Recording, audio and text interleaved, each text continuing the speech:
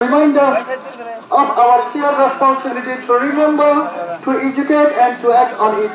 We must never forget the names, faces and lives of those who we have lost. It is our duty to keep our memory alive, not just in words, but in our action to ensure that future generations understand the gravity of what happened and why it must never be repeated. We empower ourselves to be vigilant against the force that enables such evil. Moreover, we are advocating for justice and human rights, standing up against discrimination and oppression wherever we see it. We have a collective responsibility to ensure that the phrase "never again" is not just an empty slogan, but a commitment to action.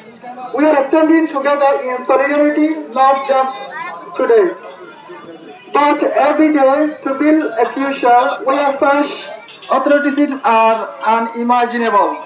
We are humbly requesting the international communities to cooperate with Bangladesh to repatriate us in a safe place as soon as possible with a human need. We inspire all to be better, to do better, and to never forget. Thank you so much everyone for your valuable time. Thank you, Bangladesh.